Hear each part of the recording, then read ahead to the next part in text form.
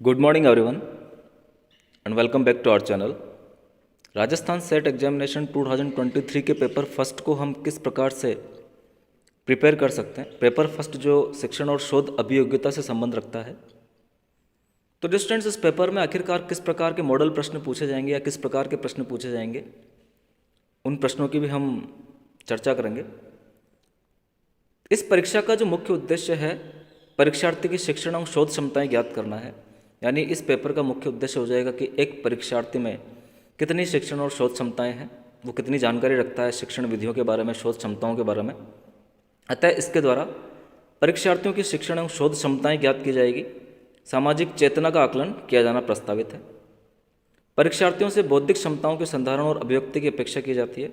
बौद्धिक क्षमताओं में वो कितना अर्थ ग्रहण कर सकता है, उसका बोधन कितना है, वो कितना विश्लेषण कर सकता है, एनालाइज कर सकता है, मूल्यांकन कितना कर सकता है, तर्क संरचना को समझ सकता है या नहीं सकता है, निगमन और आगमन तर्क को समझना सम्मिलित है। तो ये सब चीज़ें उस परीक्षार्थी से पूछी जाएगी। परीक्षार्थियों से अपेक्षा की जाती है कि वे सूचना व ज्ञान के स्रोतों से भी सामान्यतः अवगत हो। जो हमारा इन्फॉर्मेटिव सिस्टम है उसके बारे में उसको जानकारी होनी चाहिए, कम्युनिकेशन सिस्टम के बारे में जानकारी होनी चाहिए, उन्हें जन, पर्यावरण और प्राकृतिक संसाधनों के बारे में जानकारी होनी चाहिए। ये सब चीज़ें मिलकर इस पेपर का सिलेबस बनाती है। प्रत्येक भाग के लिए 10 अंक निर्धारित है, यानी टोटल यहाँ पर 10 यूनिट है। हर भाग से 5 प्रश्न पूछे जाएंगे, हर यूनिट से 5 प्रश्न आएंगे और हर प्रश्न 2 अंकों का होगा।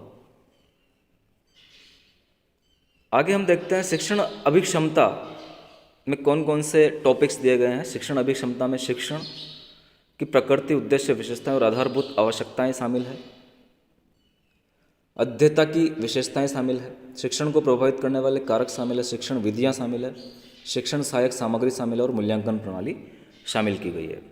इसी प्रकार से अनुसंधान अभिक्षमता में अनुसंधान का क्या अर्थ है, इसकी विशेषताएं क्या है, प्रकार क्या है, अनुसंधान के सोपान क्या क्या हो सकते हैं, अनुसंधान की विधियाँ, अनुसंधान में नैतिकता, पेपर, लेख, कार्यशाला, संगोष्ठी, सम्मेलन एवं परिसंवाद, शोध प्रबंध लेखन, इसकी विशेषताएं व प्रारूप सम्मिलित किया गया है।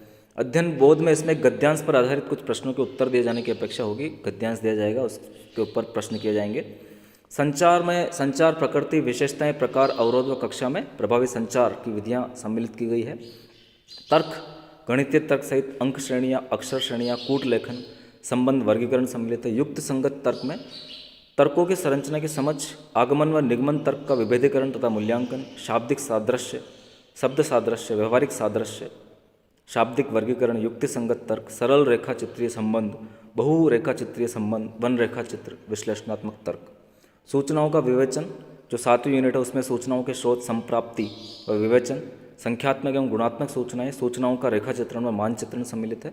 सूचना और संचार प्रौद्योगिकी आईसीटी वाली जो यूनिट है उसमें आईसीटी का क्या अर्थ है, लाभ, हानि और उपयोगिता क्या होती है इसकी, साधारण शब्दावली आपको आनी चाहिए। इंटरनेट और ईमेल विधि के मूल तत्व क्या है वो आपको आने चाहिए। जन और पर्यावरण वाली यूनिट में से जन एवं पर्यावरण में आपस में क्या इंटरेक्शन होता है, प्रदूषण का उद्गम क्या है, प्रदूषक और जीवन में उनका प्रभाव क्या होता है, प्राकृतिक एवं ऊर्जा संसाधनों के समुपयोजन का जीवन पर प्रभाव क्या है और प्राकृतिक संकट एवं उनसे बचाव के तरीके क्या हैं। और लास्ट यूनिट है उच्च शिक्षा प्रणाली, शासन, राजनीति एवं प्रशासन में भारत में उच्च शिक्षा एवं अनुसंधान की संस्थाओं की संरचना क्या है, कौन कौन से इंस्टीट्यूशंस है भारत में, औपचारिकता और दूरस्थ शिक्षा के बारे में आपसे पूछा जा सकता है। व्यावसायिक तकनीकी एवं सामान्य शिक्षा के बारे में आपको नॉलेज होना चाहिए। मूल्य शिक्षण, शासन, राजनीति एवं प्रशासन, इसकी संकल्पनाएं, संस्थाएं और उनकी अंतर्क्रिया इस सिलेबस में या इस यूनिट में सम्मिलित की गई है। तो स्टूडेंट्स, इस प्रकार से ये 10 यूनिट आपके प्रश्न पत्र फर्स्ट में सम्मिलित की गई है। अब जो मॉडल प्रश्न है इन 10 यूनिट के हम 1 बाय 1 देख लेते हैं, आपको थोड़ा आइडिया हो जाएगा। तो यहाँ पर मॉडल प्रश्न की मैं बात करूँ, नमूने के प्रश्न हैं मेरे पास। जैसे शिक्षण अभिक्षमता की हम बात करें तो क्वेश्चन नंबर फर्स्ट यहाँ पर दिया हुआ है, निम्न में से कौन सा शिक्षण का मुख्य उद्देश्य है। तो इस प्रकार के प्रश्न आपको इस यूनिट से पूछे जाएंगे। पाठ्यक्रम के अनुसार सूचनाएं प्रदान करना, छात्रों की चिंतन शक्ति का विकास करना, छात्रों को टिप्पणियां लिखवाना, छात्रों को परीक्षा के लिए तैयार करना। तो इसका आंसर डिस्टेंस दिया हुआ है, आपका आंसर हो जाएगा बी, कि शिक्षण का मुख्य उद्देश्य छात्रों की चिंतन शक्ति का विकास करना होता है। निम्न में से कौन सी शिक्षण विधि अच्छी है। तो ये शिक्षण विधियाँ जब आप पढ़ेंगे तो आपको समझ में आ जाएगा। और शिक्षण विधि जो सर्वाधिक अच्छी हो जाएगी वो हमारी बी वाली हो जाएगी, संगोष्ठी एवं परियोजना। क्वेश्चन नंबर 3 की आगे हम बात करते हैं, अध्यापक शिक्षण सामग्री का उपयोग करता है क्योंकि। तो इसका आंसर भी आपको लगाना है और बी आंसर आपका हो जाएगा। इससे शिक्षण कार्य छात्रों के बोधन स्तर का बनता है। तो बहुत ही इजी प्रश्न यहाँ से पूछे जाते हैं। डियर स्टूडेंट्स, आपको चारों ऑप्शन पढ़ना है और चारों ऑप्शन में से जो सबसे अच्छा ऑप्शन है उसी को आपको टिक करना है। शिक्षण का प्रभावी होना किस बात पर निर्भर करता है? तो शिक्षण का प्रभावी होना आपका आंसर हो जाएगा डी, शिक्षक का विषय बोध इसके ऊपर निर्भर करेगा। निम्न में से कौन सी एक अच्छे प्रश्न पत्र की विशेषता नहीं है? तो बिल्कुल बी आपका आंसर हो जाएगा, व्यक्तिनिष्ठा। बाकी सारी विशेषताएं उसमें होती है, अच्छी विशेषताएं होती है। तो इस प्रकार से ये 5 नमूने के प्रश्न फर्स्ट यूनिट से दिए गए हैं। दूसरी यूनिट अनुसंधान अभिक्षमता की हम बात करते हैं और यहाँ से किस प्रकार के प्रश्न पूछे जाएंगे। किसी शोधकर्ता से अपेक्षा की जाती है कि वह, तो आपका आंसर हो जाएगा बी, नए नियमों तथा सिद्धांतों की खोज करे। किसी शोधकर्ता की एक विशेषता है, आंसर हो जाएगा आपका डी, वस्तुनिष्ठता। भारत सरकार प्रत्येक 10 वर्ष बाद जनगणना कराती है, इस प्राविधि में कौन सी विधि का प्रयोग होता है? तो बिल्कुल इसमें सर्वे सर्वेक्षण का प्रयोग होता है। किसी विषय के अध्यापकों के एक संगठन के सदस्य अपने कार्य की समीक्षा तथा भावी नियोजन के लिए इकट्ठे हुए, इस प्रकार की क्रिया को क्या कहते हैं? तो इस प्रकार की क्रिया को हम सम्मेलन कहेंगे। बिल्कुल सम्मेलन आप यहाँ पर आंसर लगाएंगे। तो इस प्रकार के प्रश्न शोध अभियोग्यता से पूछे जाएंगे जो शोध पर आधारित होंगे। एक शोधकर्ता ने किसी क्षेत्र विशेष की जनगणना के आंकड़ों का अध्ययन किया तथा उस पर आधारित लेखन कार्य किया, इस कार्य को हम क्या कहेंगे? तो इस कार्य को हम लेख कहेंगे। तो डिस्टेंस इस प्रकार से ये 5 प्रश्न, नमूने के प्रश्न यहाँ पर आपके यूनिट नंबर 2 से हो जाएंगे और आपको यहाँ से थोड़ा आइडिया हो जाएगा कि किस प्रकार के प्रश्न पूछे जाएंगे। इसी प्रकार से अध्ययन बोध में एक आपको बिल्कुल गद्यांश दिया जाएगा और उससे आपको आंसर लगाने हैं। तो आप ये गद्यांश पढ़ लेंगे अच्छे से। यहाँ पर एक गद्यांश दिया हुआ है, बिल्कुल आप अच्छे से पढ़ सकते हैं। तो ऊपर जिस समस्या की ओर इशारा किया गया है उससे किसकी बुरी छवि उभरती है? तो बिल्कुल आप गद्यांश पढ़ के पता लगा लेंगे कि सामाजिक बर्ताव, इसमें इसकी बुरी छवि उभरती है। राजनीतिक दलों के सामने जो समस्या है वह प्राथमिक रूप से किस प्रकार की समस्या है? तो वोट बैंक की समस्या है। ट्रम्प कार्ड का अर्थ है, तो ट्रम्प कार्ड का अर्थ हो जाएगा सफलता के लिए जान लगाकर कोशिश करना। बिल्कुल आपको पैसेज पढ़कर ये आंसर देना है। पुरुष यह नहीं चाहते कि वे गद्दे से कभी उतरे, का क्या अर्थ है? तो बिल्कुल शक्ति की लालसा, इसका अर्थ हो जाएगा शक्ति की लालसा। 13वीं लोकसभा में कितने प्रतिशत महिलाएं थी? तो बिल्कुल जो लोकसभा अभी चल रही है उसके बारे में भी आप थोड़ी नॉलेज रखेंगे। उस समय 13वीं लोकसभा में किस प्रकार की महिलाएं थी जब ये नमूने के प्रश्न बनाए गए थे? तो वहाँ पर आपका आंसर हो जाएगा 7.91, 13वीं लोकसभा में महिलाओं का प्रतिशत था। तो इस प्रकार से आपको लोकसभा के बारे में भी जानकारी होनी चाहिए। कुल मिला के गद्यांश में जो भी चीज़ें आएगी उसकी करंट जानकारी भी आपको होनी चाहिए। संचार की आगे हम बात करें, कम्युनिकेशन की हम बात करते हैं, तो संगठन के अनौपचारिक नेटवर्क को क्या कहा जाता है? तो बिल्कुल आपका आंसर हो जाएगा जन प्रवाद माध्यम कहा जाता है। टेलीविज़न की चैनल जो अभियांत्रिकी और तकनीकी विषयों के प्रसारण के लिए कार्य करती है वो है एकलव्य। तो बिल्कुल इस प्रकार से आपको टेलीविज़न के चैनलों के बारे में भी नॉलेज होना चाहिए। किस राज्य में सबसे अधिक पत्रिकाएं जनता को सूचना के लिए निकाली जाती है? तो बिल्कुल सी, केरल राज्य में निकाली जाती है। प्रसार भारती जन प्रसार पद्धति का मुख्य उद्देश्य जनता को निम्न प्रदान करना है, सूचना, मनोरंजन और शिक्षा प्रदान करना है। एक प्रभावशाली संचारक की योग्यता का निर्णय का आधार है, तो लक्ष्मणमुखी श्रोतागण की आवश्यकताओं को ध्यान में रखना। तो ये यूनिट नंबर 4 के 5 नमूने के प्रश्न हो जाएंगे। गणितीय तर्क सहित अगर हम देखें यूनिट नंबर 5 तर्क जो है, रीजनिंग, निम्नलिखित में से कौन सा वर्ग समांगी आंकड़ों को प्रदर्शित करता है? तो एक कॉलोनी में बहुमंजिले मकान। निम्न विधियों में से कौन सी सिद्धांत विश्वास से भिन्न नहीं है? तो स्वीकृति भिन्न नहीं है। ये स्टूडेंट्स जब आप पढ़ेंगे बुक से तो आपको ये सारे प्रश्न आ जाएंगे। कथन ईमानदारी सर्वश्रेष्ठ नीति है, एक मूल्य परक निर्णय, इसका आंसर हो जाएगा। निम्न में से कौन सा एक स्तंभ बल्ला एवं मानक है?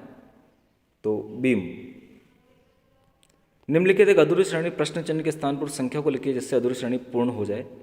तो बिल्कुल आपको यहाँ पर देखना है, तर्क लगाना है कि, तो आपका आंसर हो जाएगा ए। युक्ति संगत तर्क में यह प्रश्न नीचे दिए गए रेखा चित्र पर आधारित है। 2 बड़े वृत्त क्रमशः मिट्टी में रहने वाले जीव और पानी में रहने वाले जीवों को प्रदर्शित करते हैं तथा छोटा वृत्त मिट्टी तथा पानी दोनों में रहने वाले जीवों को प्रदर्शित करता है। निम्न में से कौन सा चित्र उनके संबंध को दर्शाता है? तो यहाँ पर आपको युक्ति संगत तर्क लगाना है और यहाँ पर आपका आंसर हो जाएगा डी वाला। क्वेश्चन आप एक बार फिर से अच्छे से पढ़ेंगे और फिर उसका आंसर आप यहाँ पर डी लगा लेंगे।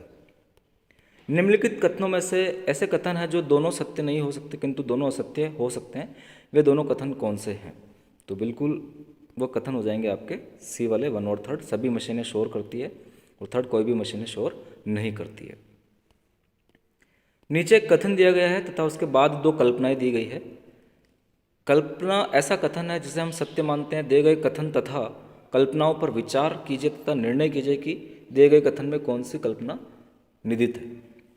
कथन हमें त्रुटियों की चिंता करने की आवश्यकता नहीं बल्कि त्रुटियों से सीखना चाहिए। कल्पनाएं हैं जब हम कोई कार्य करते हैं तो त्रुटियां हो सकती है। हम भूतकाल से लाभ उठाकर भविष्य में त्रुटि रहित कार्य करने में समर्थ हैं। तो बिल्कुल आपका आंसर हो जाएगा दोनों कल्पनाएं निहित है। नीचे 2 तर्क दिए गए हैं। फर्स्ट और सेकंड दिए गए विकल्पों में से सही उत्तर आपको चुनना है। हाँ, उन्हें ऐसी खबरें नहीं छापनी चाहिए जिससे पाठक अनुचित कार्यों में लिप्त हो जाएं। नहीं, प्रेस की जिम्मेदारी है कि परिणाम की परवाह किए बिना सत्य को उजागर करे। तो बिल्कुल केवल तर्क ए उचित है। नीचे दिया गया तर्क तथा उससे प्राप्त निष्कर्ष का ध्यानपूर्वक अध्ययन कीजिए। तर्क जो वस्तु ऊपर जाती है निश्चय ही नीचे गिरती है। हेलीकॉप्टर ऊपर जाता है, निष्कर्ष आता है हेलीकॉप्टर निश्चय ही नीचे गिरेगा। तो अनावश्यक निष्कर्ष।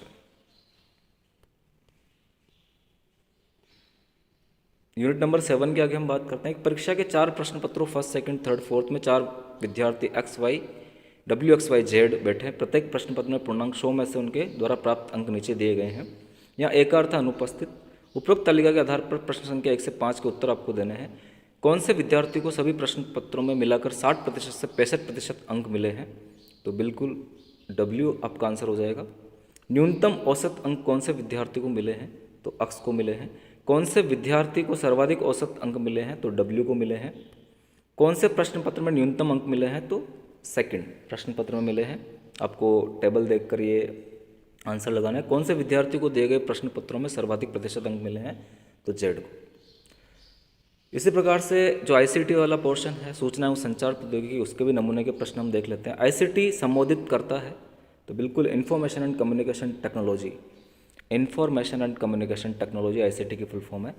कंप्यूटर गुणात्मक और संख्यात्मक दोनों जानकारी का शोधन करता है।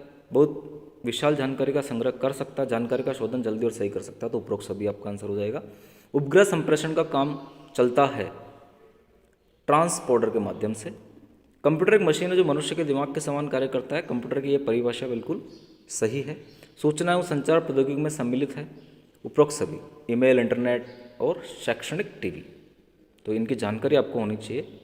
कंप्यूटर के बारे में थोड़ा नॉलेज आपको होना चाहिए। जन और पर्यावरण में आपको पर्यावरण से रिलेटेड प्रश्न पूछे जाएंगे।